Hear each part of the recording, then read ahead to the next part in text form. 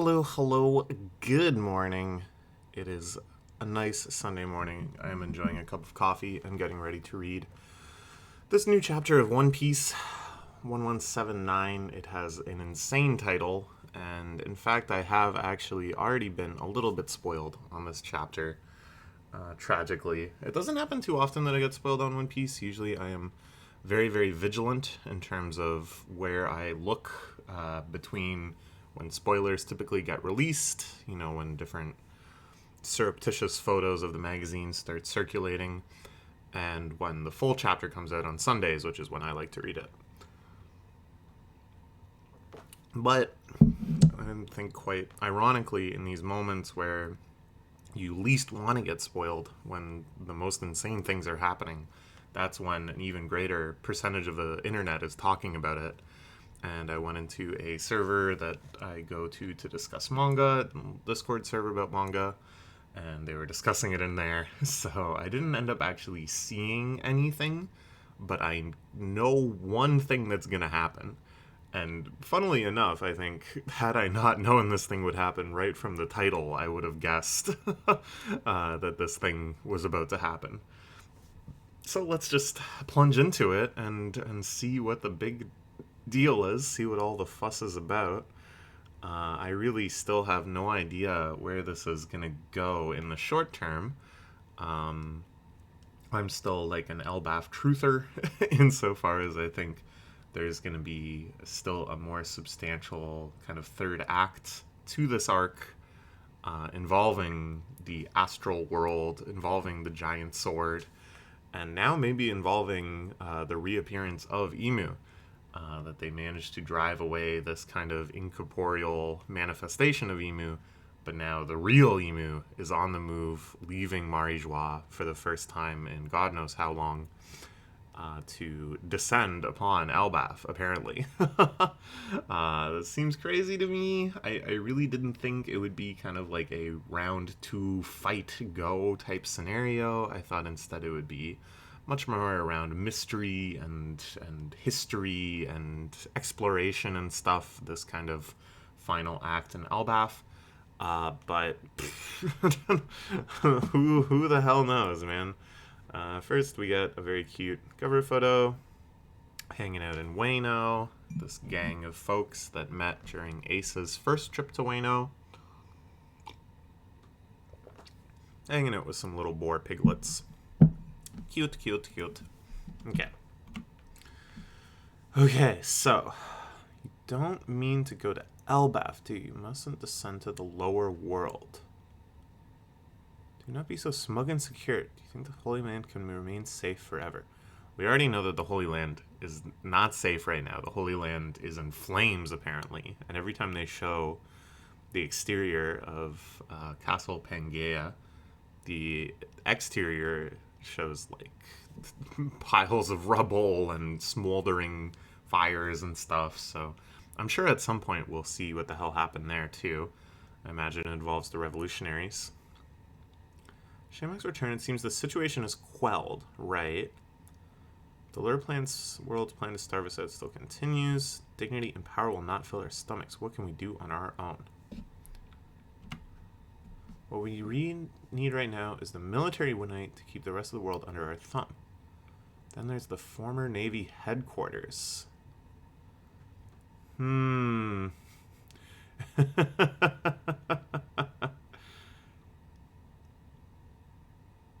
Yes.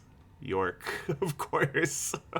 The embodiment of Vegapunk's greed is not going to be very happy with the fact that now she's living in what was supposed to be luxury, but is instead a total wasteland of no food and no food coming in or anything like that. So this is a way to take responsibility for yourself. Okay. One disaster after another, and it all started after the arrival of Nika. Is it coincidence or fate? Be that as it may, greeting me, you should not leave Pangaea Castle. Send the Navy admirals from headquarters to Elbaf. Yeah, no, that's not gonna cut it, man. then we should head into the field again. Arrogance, sloth, detachment, pride. Cast us these things at once. So this is kind of cool. I like seeing the world government on the back foot like this. And I like that we're seeing so much stuff from their perspective, which is very rare, you know? Normally, whenever we kind of see these groups, it's just sort of like flashes where we don't really get a good sense of like how they're feeling or how they're actually dealing with this. We just see little glimpses of the plans they're enacting. And the feeling is always that they're just kind of hovering forever overhead and they're pretty unperturbed by all of this stuff, and they're just kind of, you know, making moves like in a chess game. This is one of the very, very few times that we're seeing them stress, and that we're kind of focalizing our perspective through what kind of limited options and agency they have. It's a total inversion. It's pretty exciting. All is preordained. Oh my gosh.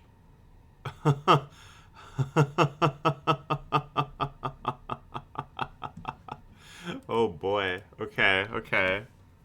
Things are getting put together very, very, very quickly. We're getting into a phase where I think Oda is expecting and kind of teasing and provoking us to try to figure some stuff out on our own. I think there's a very clear feeling of all the information you need is here to determine some pretty big answers to the series.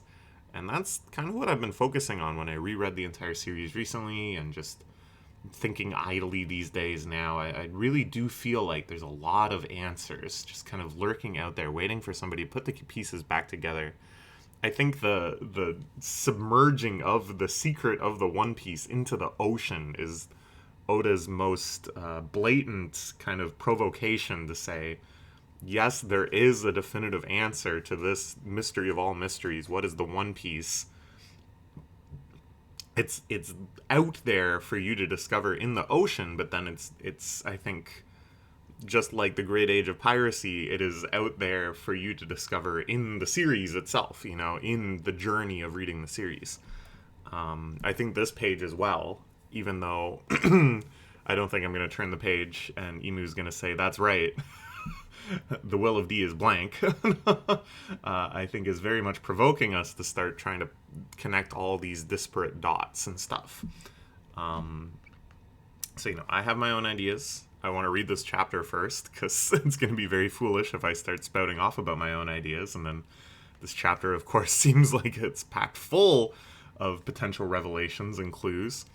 But I do want to get my ideas out there, because I feel like the window for making predictions is shrinking as the inevitable truth starts to grow on the horizon as we approach it week by week, chapter by chapter. It's crazy, man. It's crazy. So yeah, all of these things I understand the significance of. You know, I know what all these scenes are. But the emphases are kind of interesting here. The will of D is emphasized. The idea of Rock saying, I will be back, but then he himself did not return. But he's maybe referring to his descendant, Blackbeard, will be back. The fact that Whitebeard protected Luffy in that critical moment where Luffy was as close to being killed by the world government as he's ever been. Loki, who of course ate the devil fruit in Elbaf. When they're talking about the sacred treasure of Elbaf, it was that devil fruit, Needhugger. Roger saying, you'll have to search the whole world. The emphasis of that line, I think, is key. It's not that Roger wanted people to get to the One Piece as quickly as possible and uphold whatever Joy Boy had left for future generations. Instead, Roger very much emphasizing, you have to go around the whole world, you have to do what we did, you have to learn everything we did, and then you can come to your own conclusion. That's been repeatedly the emphasis of the Roger Pirates, and to an extent the emphasis of Vegapunk as well in his final message. I'm not trying to make Any moral judgments, I just want you guys to know, then come to your own conclusions. Which, of course, corresponds with the fact that the One Piece contains some sort of great power that once you have access to the One Piece, you can control the fate of the world to some extent, which I think is going to be draining the oceans. By the way, I think Otis pretty much told us that, right? When he said, I'm putting the secret of what the One Piece is on the bottom of the ocean. It's because the One Piece is going to drain the oceans. I'm still very, very convinced of that. Neptune's daughter, of course, the ancient weapon Poseidon. There's a lot. Okay. I feel like the next page might even be more than this. Nefeltari D. Lily, Joy Boy, Davy Jones. Still you continue to torment Mu. Desire Vivi. It all began long before this. For a second there, I thought we were going to launch right into the Joy Boy flashback or the Nika flashback. I think there will be two kind of great historical flashbacks, one in Joy Boy's era and one in the primordial era of the Warring Gods. And that it's like Nika manages to conceal itself in a devil fruit and then reoccur throughout the centuries and generations that way, whereas Nika's immortal enemy, Imu, manages to just survive by being immortal. But I think if we were going to get a flashback focalized through Imu, it would go all the way back to the era of Nika. And I think that one has to happen second, because it's like, if we went back all the way to that one, then the Joy Boy flashback would almost like fill in its own blanks, you know? Whereas I think we're going to see the life of Joy Boy. It'll be a traditional One Piece adventure kind of thing. The first pirate. I think he's the one that flooded the ocean, by the way. That initially flooded the world. That was the great sin, of course, that he's been condemned for and stuff. Sorry, I wanted to make a separate video about all this stuff, but it's coming up a little bit, so I'm gonna start rambling a little bit, I'm sure. At any rate, I think it makes more sense to have that, and then in that era, much more is known about the primordial forces that sculpted the world in the era of Nika and Imu and stuff, and that sort of hints and sets up that flashback, which, you know, in typical One Piece fashion might actually happen as a nested flashback within that flashback. But we'll see. Okay. The Holy Land I leave to thee. But great Imu, in the lower world you are... Great Imu leaves this castle. No need to say it, we all know. It's by the Great One's design. None of us can prevent it. Okay. What the hell? What is going to happen? Okay, well, I know one thing that's going to happen. Alright.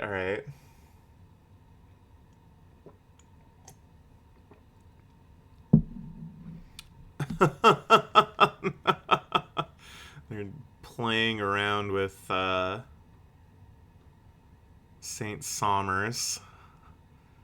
Now look again, they're emphasizing the sun world. And they're showing the big fucking sword again. And they're showing that astral world where the clouds get all poofy and island cloud-like, or the treetop gets all poofy and island cloud-like. There's something more. Okay. You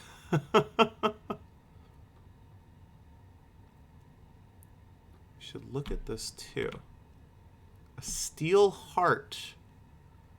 Oh yes, we saw this earlier when Somers was lying there in a whole bunch of pieces after Luffy shattered him with a big punch. If you destroy this, they won't be able to go back to normal.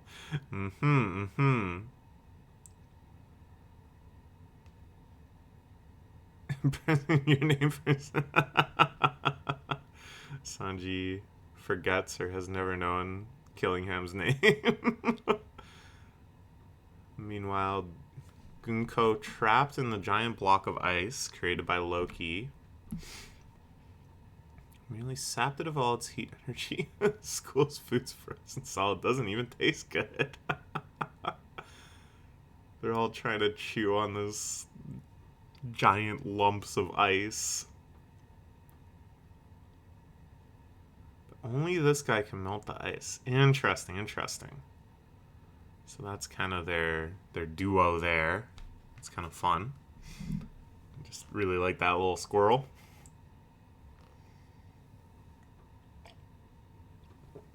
Meanwhile, Nami still working with Zeus to put out all of the lingering fires around Elbaf.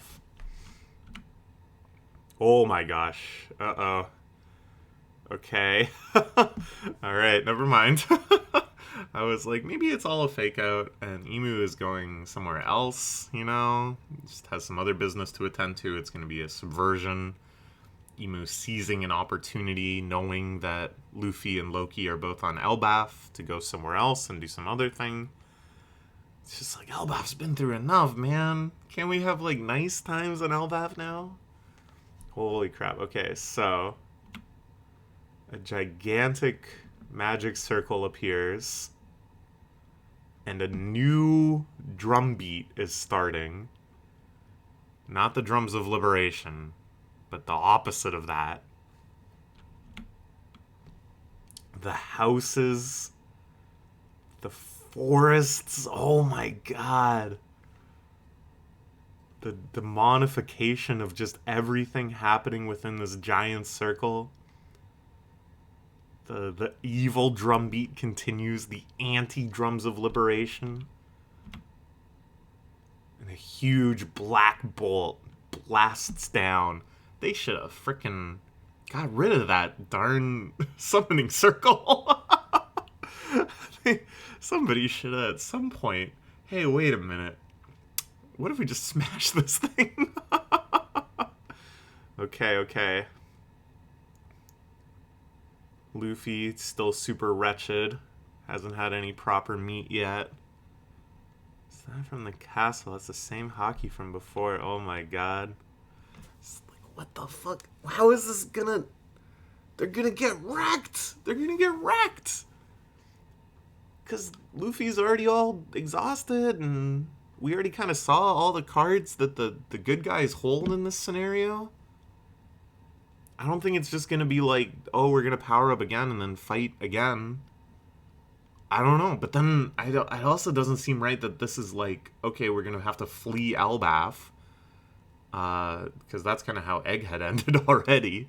I guess that could be kind of like the theme of the final saga is like just leaving a trail of destroyed islands. I think they need to evoke something from the astral layer or something. I don't know, man. Okay. Emu, incorporeal form, the real body of Emu, arrives in the castle.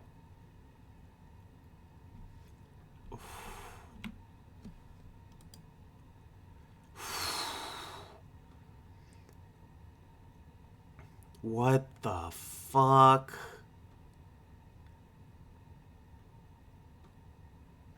Holy shit.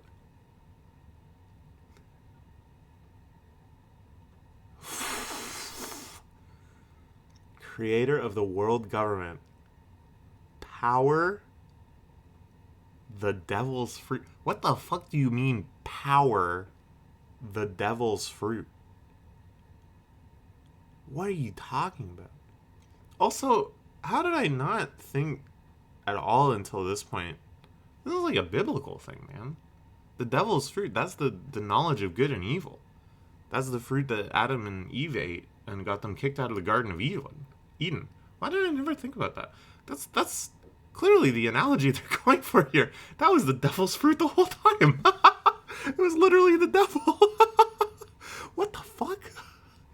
Saint Nerona Emu, the king of the world. Holy shit. Okay, well that... Damn, okay. Well, now I can get it. Now it actually all comes into focus.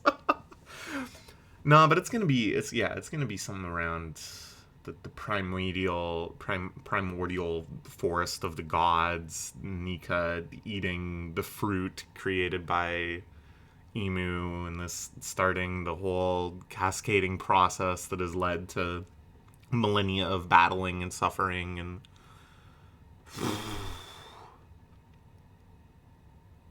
this is nuts.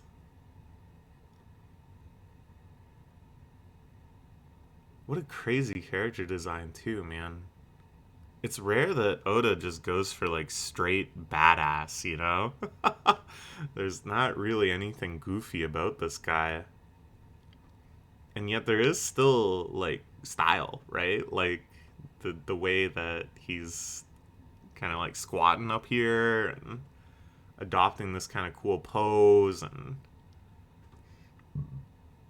there's still a lot of personality conveyed in this, even though it lacks the kind of typical goofiness that we expect from almost every One Piece character. This crazy, like, billowing black smoke, and then this circle of eyes, and this crazy weapon, too. The devil tail. Oh my god. I fear Oda was cooking with this. This is like... Damn, man. I don't know. Because for a long time I was like, I don't think Emu's going to be like the final boss. Because I feel like it's going to be a lot of like shifting allegiances during this big final war. And that it's going to be kind of like Luffy and Blackbeard set aside their differences, team up to fight Emu. I still think maybe something like that will happen. But then, of course, Luffy and Blackbeard fight against each other after that. They kind of have their fateful duel now that the path to the One Piece is more opened up, having gotten rid of the world government. But now I'm like, how could this not be the final boss? Fucking look at him. And this is just Form 1. Surely he's going to do all sorts of crazy transformations and stuff. Holy crap. Power, the devil. What do you mean power colon the devil's fruit? When have they ever showed that before? Because normally they'll say something fruit, model, whatever, you know, blank fruit, blank man, you know, something like that. It's always framed in terms of the devil fruit. But this guy, his power is the devil's fruit. What the fuck is going on? This is crazy. Okay. Oh my god. Wow. Alright, well, I'm glad I didn't make my let's predict everything that's going to happen in One Piece video until I read that. This changes a few things. Moreover, like, you know, long term, I still feel like I have a pretty good grasp on the direction of the series and all the stuff that's kind of left to be done and what I think will or won't happen. But in the short term, I don't know what the fuck is gonna happen on Elbaf, man. Like, how can they possibly survive? This is clearly, through every level of signaling and story significance and just general character design, has to be like the strongest entity we've ever seen in the series, right? By maybe like an order of magnitude. So what the fuck can we possibly do?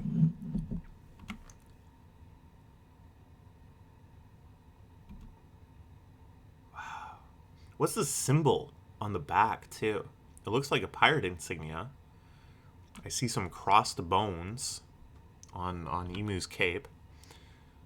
And then these horned skulls. Ancient giants. I don't know. It's tough because it's so badass. It's unclear if there's significance beyond that. Man, that's crazy. Okay. I really don't have too much else to say. How the hell are they gonna get out of this mess, man? Like,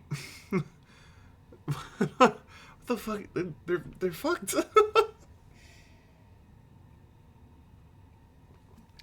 It's crazy. It's crazy. Okay. Well.